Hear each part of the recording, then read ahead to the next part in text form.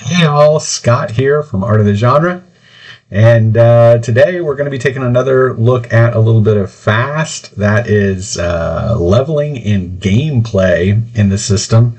One of the things that I did when I started Fast was I wanted to make sure that there were A, levels in the game, and B, that you could go up at least initially very quickly in levels. One of the reasons I did that was because I really wanted to see just a game progress. One of the things that as I got older, I always thought to myself, if I'm gonna invest time in a game, I like to see progress that comes out on the sheet. Maybe when I was in high school and I played 4 hours a night or whatever, I remember with Mark, who helped me design the game, we had something called an early bird class where we got there at like 6 a.m. and we got out at 2. And then we went directly to his house and just played for 4 hours until like 6 o'clock, and then ate dinner and then went home and maybe did some homework or watched something. Anyway, it was just kind of fun. But I did that every day. Now, if you're doing something like that and you're in a system where, let's say it's a percentile-based system, a skill-based system, where you've got like 52 in some random skill, paper folding or something like that. And then you get to put a point into it, every other adventure, and then it goes 53, 54, 55. If you have time to do that, that's great. That was one of the things I found in like Cyberpunk Red that was kind of hard to go up in. If you're looking at stuff where I was just doing Against the Dark Master, and I calculated that it would take 4 play sessions, no matter how long those play sessions were, to get one level in the game.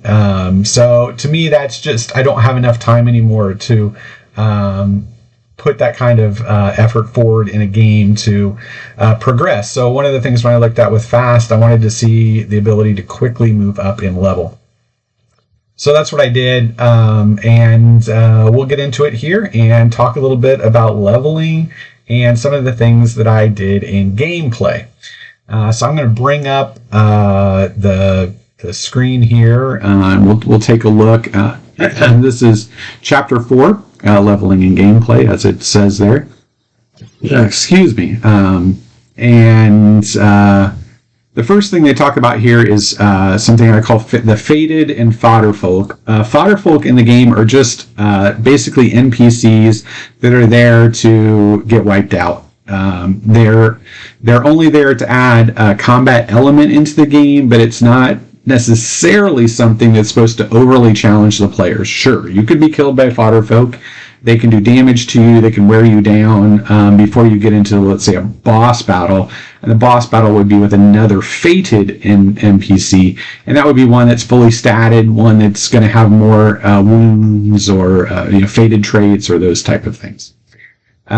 So that's the difference. And fodder folk are something that I have in levels just like everything else in the game: light, medium, and heavy. Light fodder folk don't even have a defensive threshold, so if you watch the combat section of this, they don't even get any negatives versus your skill checks.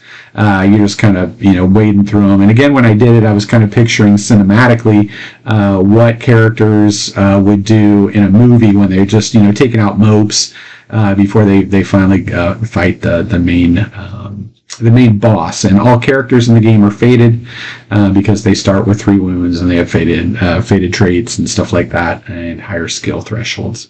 So that's fated and fodder folk. That's the base of how the game is created.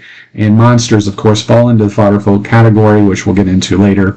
But nevertheless, that's the real difference. And then there's something in the game I designed. They're called fated points. You'll find them on the character sheet. I ran a character sheet up here, and you can see up toward the right hand side, it says fated points in this character, and it lists them as 11. You can use fated points at any time during the course of a game to change the outcome of something that you dislike. So you can see in this picture, this example here, this is our character, Saffron Silvershoe, and he is getting absolutely destroyed by this barbarian and his 2-handed sword. Done. See ya. Later. to roll a new character. But his player does not want that to happen to the character, so he decides to spend his fated points. And let's say if he had 11, you would roll a d10. If you can hear me rolling the d10 there, I rolled an 8, which means I subtract 8 from my fated points.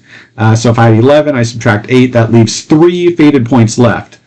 But assuming that I'm always underneath how many fated points I have, it's a successful roll and means I can change the outcome of something. So that attack by the barbarian misses, as you can see in the crossover there, and he does not take that damage. And you can do that with anything. If you had to make a skill check, I was just doing Flash Gordon, somebody was piloting a ship and they didn't want it to crash, they used the fated points for that. I just had somebody also, they had a follower that they didn't want to die. They spent their fated points and rolled on them to make sure that the follower did not get shot in the back, like happened, like played out in the scenario. You can use that as well.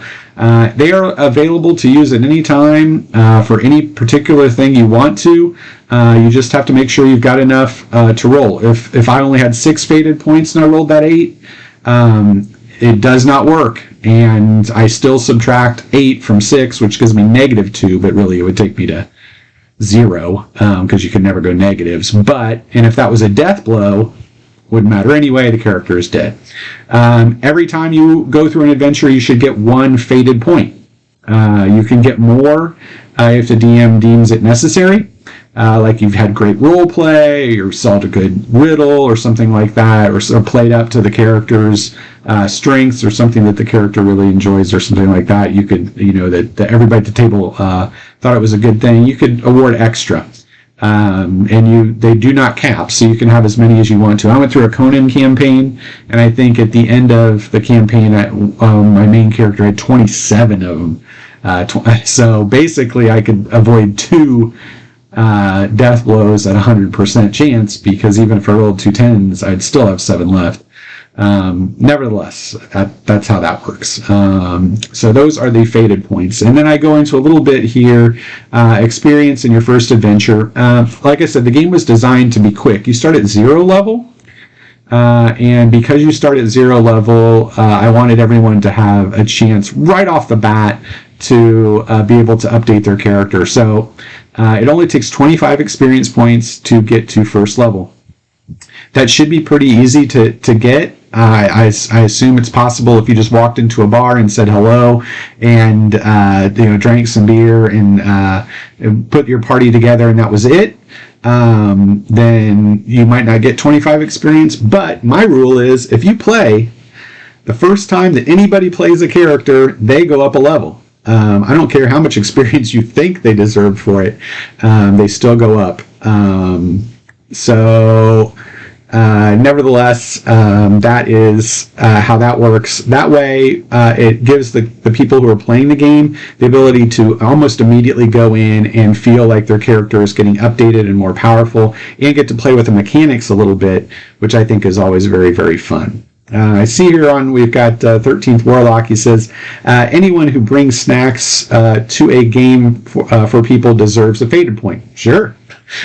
You might be inundated with snacks at the end of it. There might be a smorgasbord by the end of it. But yeah, sure.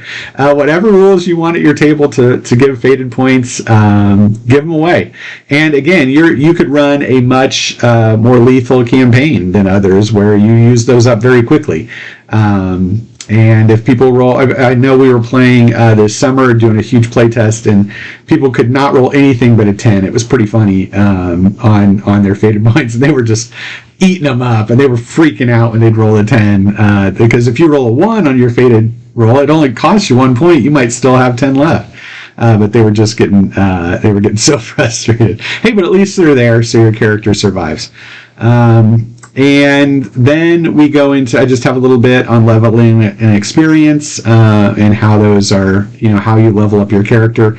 And then you can see here the XP table. It only goes to 10. That is something I'll probably update at some point to take it higher than that.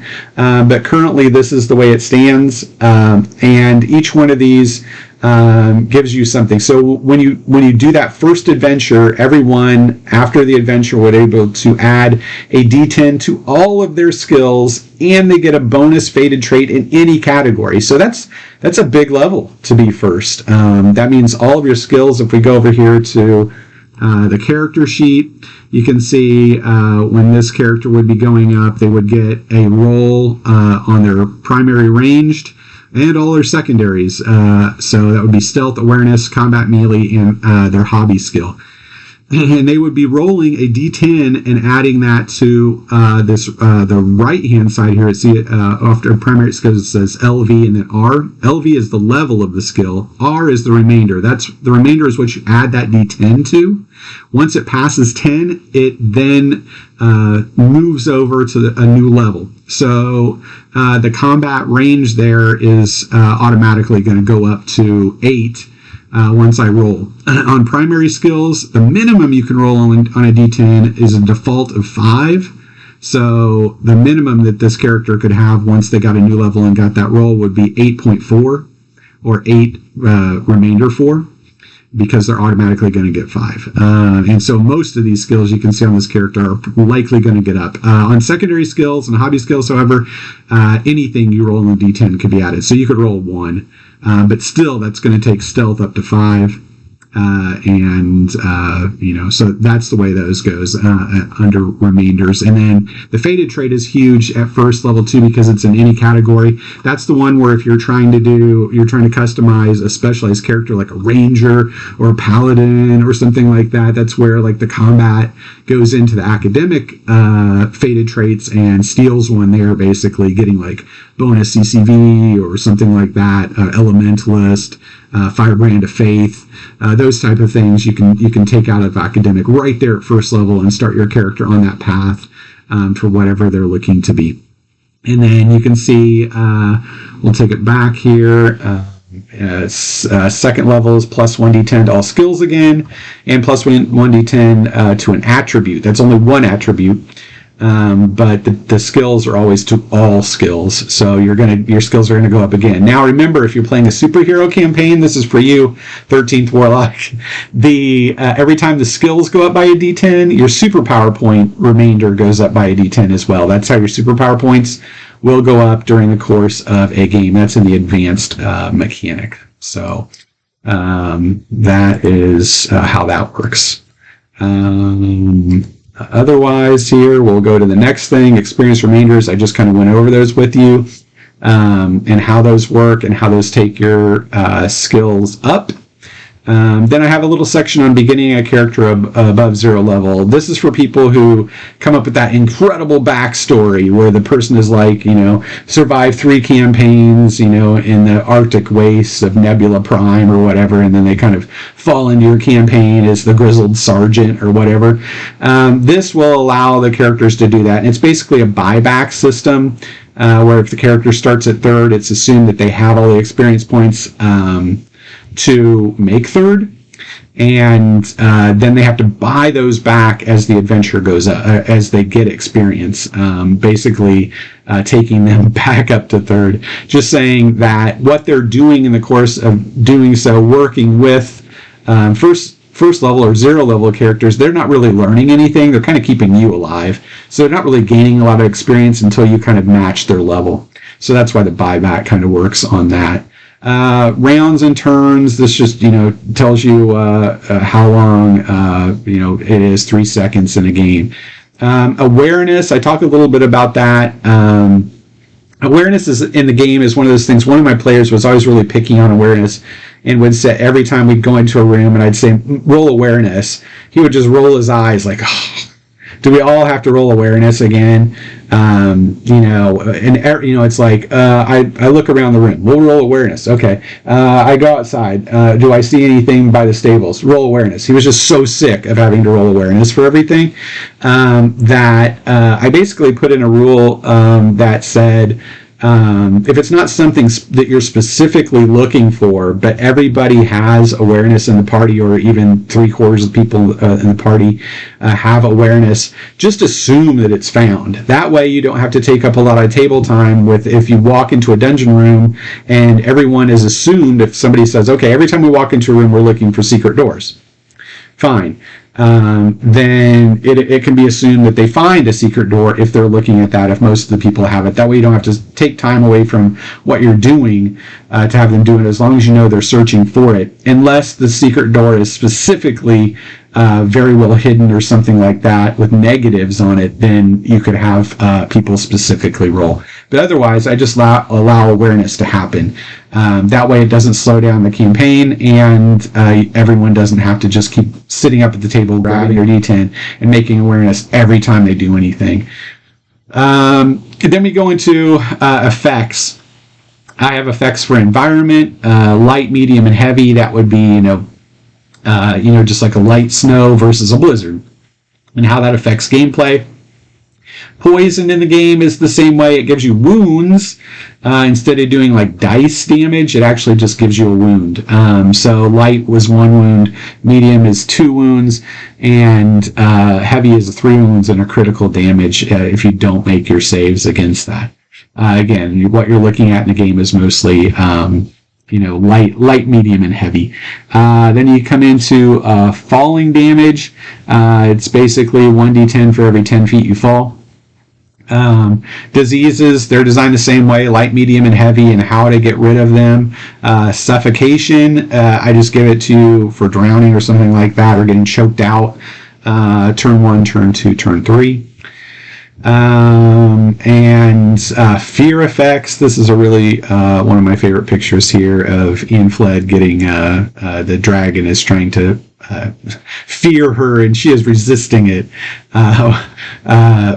doing a mental saving throw, which is what you use against that and how it affects you. Then you've got paralysis, turning and destroying undead. This is something that's interesting. You have to have the fated trait Firebrand of Faith. 13th Warlock, who I believe is still here, he was asking me about that, if he started a campaign and had clerics in it, on basing it off of Dungeons and Dragons, how would they get Firebrand of Faith? Do they have to wait? And I said, well, you could just give all clerics Firebrand of Faith as a bonus fated trait when they start the character. That way they can always do turning or destroying undead inside the campaign. Grapple, which you can see in this picture here, Ian Fled is grappling this ogre. That is an opposed test, strength versus strength. So that's on the basic we've gone over in combat on opposed tests. Exhausted, prone, flat-footed, confused, fascinated. These are all just, basic effects that you find. Curse is another one of those, light, medium, and heavy. How badly are you cursed? -1 to all skills, -2 to skills, -3 to skills. So it can be pretty bad if a witch turns her eye on you or something like that. Then you've got hit only by magic weapons.